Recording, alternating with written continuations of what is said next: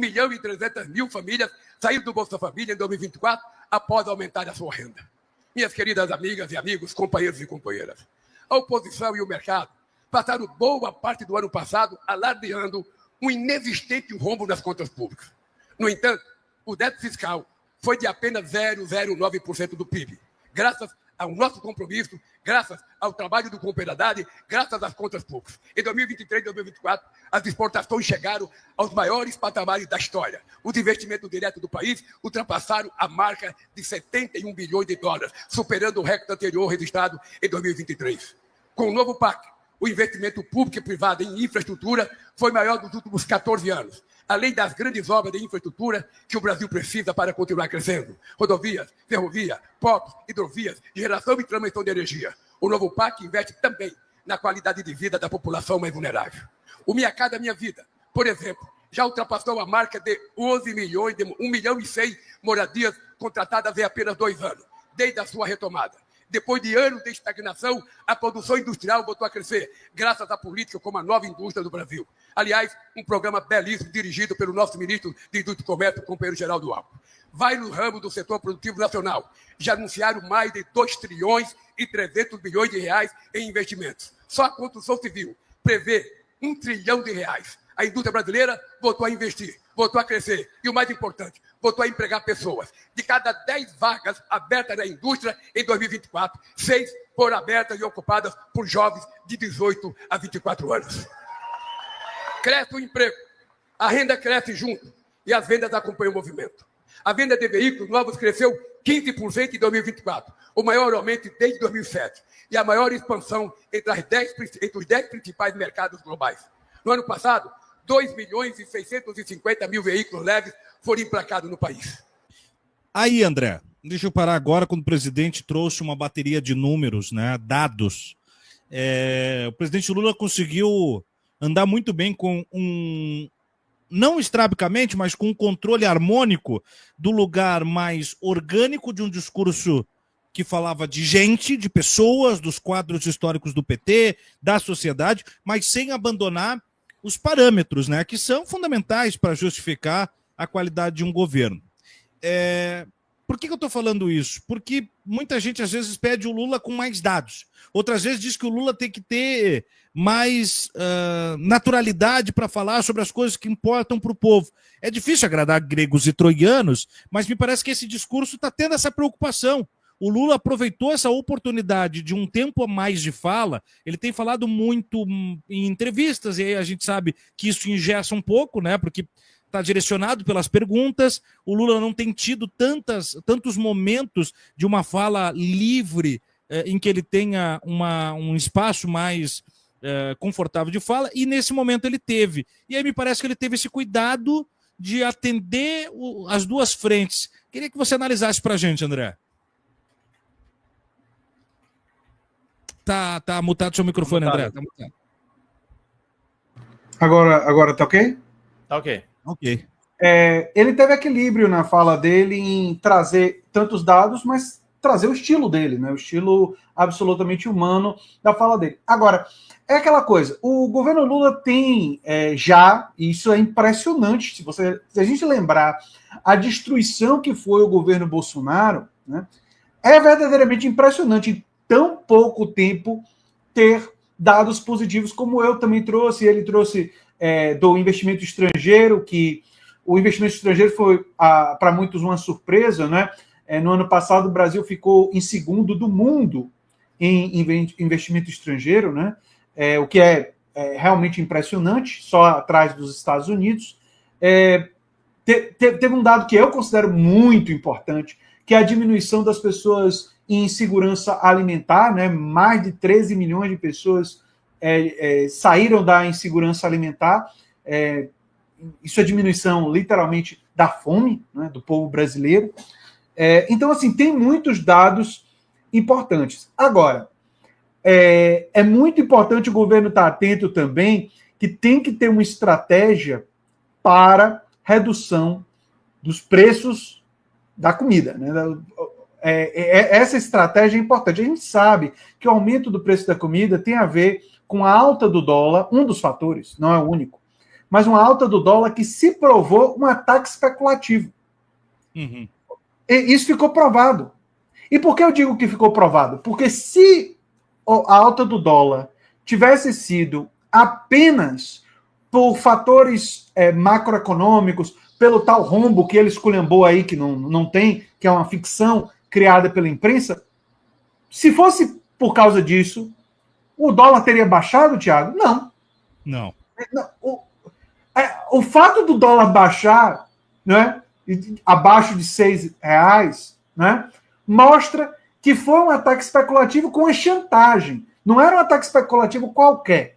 Ele veio depois do anúncio do pacote fiscal, e o pacote fiscal desagradou o mercado. Os agentes econômicos do mercado, eu não gosto da expressão mercado. Desagradou os agentes econômicos do mercado porque não cortou, na opinião deles, o suficiente. Ou seja, eles queriam cortes na educação, eles queriam cortes na saúde, eles queriam não ter tributação para quem ganha mais de R$50 mil. Então, assim, tiveram coisas que eles gostaram no pacote, mas eles consideraram o pacote fiscal apresentado no final do ano passado pelo Haddad e pelo governo Lula insuficiente. Essa palavra insuficiente dominou, pacote fiscal insuficiente dominou toda a mídia corporativa. Eu desafio as pessoas a procurarem as reportagens do final do ano passado e acharem reportagens que não usam a palavra o mercado, analistas ou economistas acharam o pacote fiscal insuficiente. Por quê? Porque o interesse era que tivesse mais cortes. Eles queriam que o Lula fizesse a política completa do Paulo Guedes. Como o Lula não fez, como o governo Lula não fez a política completa, como teve alguns cortes, mas alguns benefícios. Não, veja bem, a gente cortou algumas coisas nos privilégios ali dos militares e tal, algumas coisas aqui. Vamos também aprimorar, reduzir um pouco do gasto do BPC e tal, mas a gente vai diminuir os tributos para quem ganha, zerar, né? Para quem ganha menos de R$5 mil, vamos tributar mais quem ganha mais de R$50 mil, ou seja, tinha um elemento ali de progressividade, um elemento, digamos assim, progressista, alguns elementos, não era radical, não. É muito importante dizer que o pacote fiscal, em alguns aspectos, poderia ser considerado apenas tímido, mas é aquela coisa, tímido, não cortar tanto, não entregar tudo, os agentes econômicos ficam pé da vida, né? Eles não aguentaram. E aí reagiram, a gente viu como é que eles reagiram, né? Usando a mídia, usando tudo, todas as armas possíveis.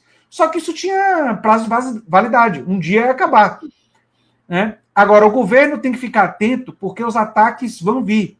A gente está vendo agora a campanha do bolsonarismo, que é uma fraude tremenda, dizendo que comida barata, Bolsonaro, que é uma mentira. Na época do Bolsonaro, a comida estava mais cara. Mas, enfim. Mas, como a comida está cara agora, ela não está barata ainda, e isso cola, porque o brasileiro, infelizmente, muitos brasileiros pouco politizados, têm pouca memória. Você não vai conseguir fazer. Rapaz, eu fico falando com vocês dois, eu fico estarrecido com uma memória da pandemia para parte dos brasileiros está indo embora. Né? Parece que a pandemia não existiu para muita gente, sobretudo ser apoiador do Bolsonaro, né? É impressionante, é uma coisa assim, assustadora.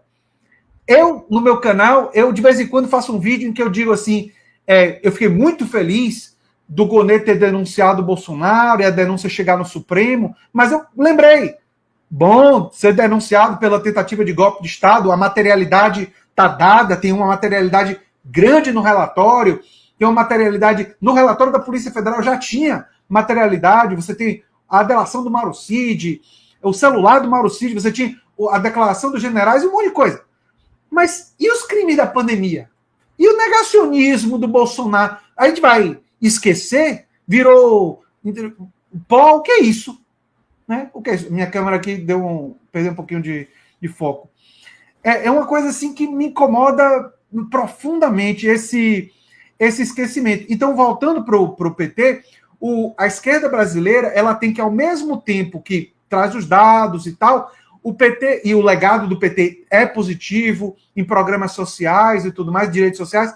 Eu acredito que é importante ativar a memória das coisas que foram passadas e, ao mesmo tempo, ter uma visão de ganhos futuros significativos, ou seja, ter um plano para reduzir o preço dos alimentos. Né? Então, você estoque regulador, tem que ter estratégia.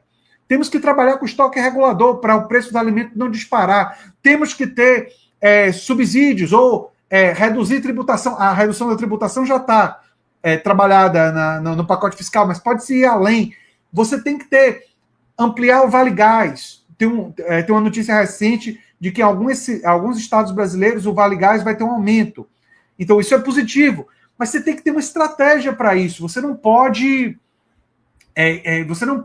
simplesmente fiar em alguns dados macroeconômicos. Os ganhos materiais têm que ser cada vez mais profundos. E você tem que ter uma política de construção de um estado de bem-estar social. Porque a Constituição brasileira fala em estado de bem-estar social. Mas a gente não chegou lá. Temos que ser sinceros. O que está na Constituição, ainda, quando comparado com o que nós temos, ela está mais com um projeto incompleto. Um projeto ainda inacabado. Não é? Que foi, nos anos Temer e Bolsonaro, que eu não esqueço dos anos Temer, nos anos Temer e Bolsonaro, ele foi atacado. Né? Ele foi desconstruído. Né? E se percebe como é fácil desconstruir. Aliás, lá nos Estados Unidos, que não tem estado de bem-estar social, o Trump e o Elon Musk estão destruindo o Estado, o funcionalismo público. É impressionante a velocidade que eles estão desconstruindo um pouco de políticas públicas que tem por lá. Isso mostra a ameaça do neofascismo, né? E como a gente tem que estar alerta para aprimorar o campo progressista. Eu sempre digo, e é uma coisa que eu tenho dito no meu canal algumas vezes, que a gente tem, ao mesmo tempo que se deve rejeitar o antipetismo, que é uma estupidez, porque o PT é um partido importante do campo democrático e do nosso campo, no caso, eu classifico como um partido de centro-esquerda, o papel de pessoas mais de esquerda, nesse cenário, é dialogar com o PT, trazer ideias para o PT que puxam o PT mais para a esquerda, porque é aí que vai estar a vitória mais profunda, não só do PT, mas da população brasileira. Quem cai no antipetismo pode não acreditar, mas acaba fazendo o jogo nesse cenário da extrema-direita. Ou alguém acha que vai ter uma alternativa viável. Se tiver a esquerda do PT que se viabilize, aí é uma outra conversa. Mas não está com cara que vai acontecer. Não parece ser o mais provável, né?